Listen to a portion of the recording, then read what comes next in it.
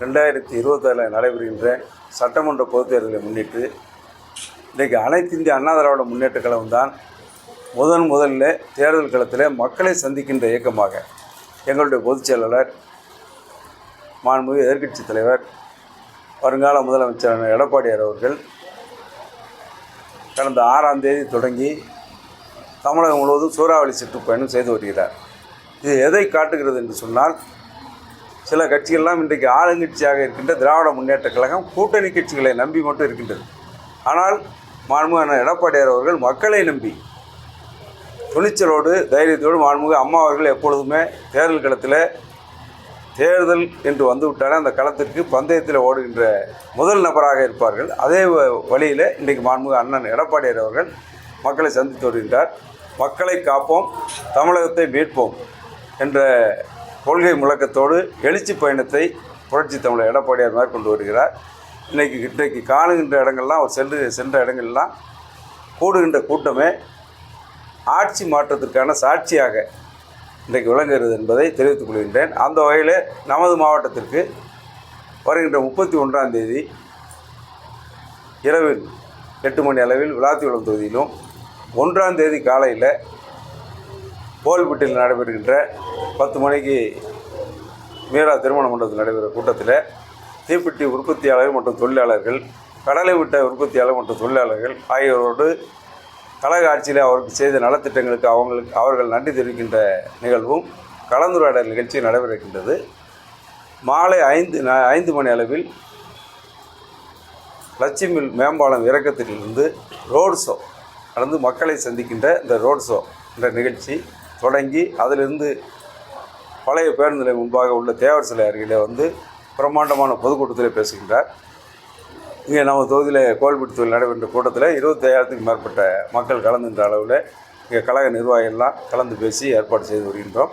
அதற்கு அடுத்தபடியாக 3வது தொகுதியாக அன்றைக்கு நமது வடக்கு மாவட்டத்தில் இரவு 7 மணி அளவில் ஓட்டப்படாரத்தில் நடைபெறுகின்ற பொதுக்கூட்டத்தில் பேசுகின்றார். இதற்கான ஏற்பாடுகளை நாங்கள் செய்து வருகின்றோம். அதிமுக கூட்டணியில் பெரிய கட்சி பொதுச் செயலர் சொல்லியிருக்காரு. அந்த பெரிய கட்சி விஜய் கட்சியா இருக்கலாம். அதான் இன்னைக்கு ஒத்த கருத்துடைய கட்சிகள் வரலாம் என்று சொல்லியிருக்கின்றார். இந்த கருத்தை நாங்களே என்ன சொல்லி வருகின்றோம். என்ன ஒத்த கருத்து என்று சொன்னால், இந்த மக்கள் விரோத ஆட்சி மக்களை நம்ப வைத்து தேர்தல் வாக்குறுதிகளை 520 தேர்தல் வாக்குறுதிகளை கடந்த கால தேர்தலில் அறிவித்துவிட்டு இன்றைக்கு வெறும் 50 வாக்குறுதிகளை கூட நிறைவேற்றாமல் இன்றைக்கு மக்களை சந்திக்க வருகின்றார்கள். நாளை மக்களிடம் ஒரு எதிர்ப்பு குரல் வந்துவிடும், மக்களை சந்திக்க முடியாத நிலை வந்துவிடும் என்று சொல்லி தான் இன்றைக்கு ஓரணியில் தமிழ்நாடு என்ற ஒரு புதிய அறிவிப்பை வெளியிட்டு இல்லங்கள் தோறும் சென்று இதுவரை 5 ஆண்டுகள் செய்யாததை இன்னும் 5 மாதங்கள் எப்படி செய்ய முடியும்?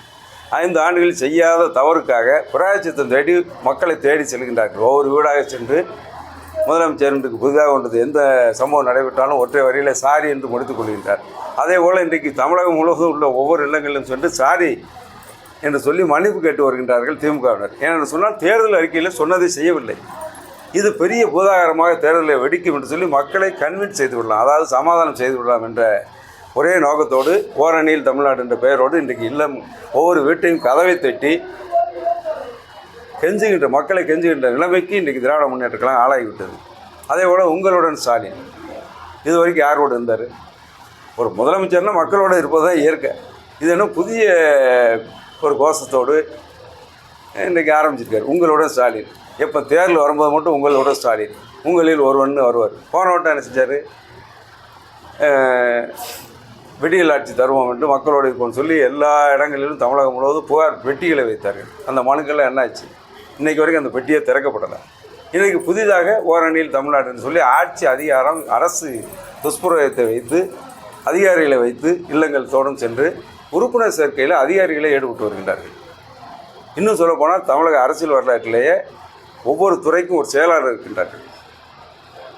அனைத்து துறைக்கும் ஒரு முதன்மைச் செயலாளர், அதுக்கடுத்து இயக்குனர் என்ற அளவில் IAS அதிகாரிகள் ஒவ்வொரு துறை இடத்துல நான் ஏற்கனவே ஒரு அமைச்சராக இருந்தவன். எனக்கு கீழே கிட்டத்தட்ட ஒரு முதன்மைச் செயலாளர் ஒருவர், 3 IAS அதிகாரிகள் அப்படி அந்த துறையை நிர்வகித்தார்கள். அந்தந்த துறைக்கு ஏற்றவாறு IAS அதிகாரிகளுடைய எண்ணிக்கை இருக்கும்.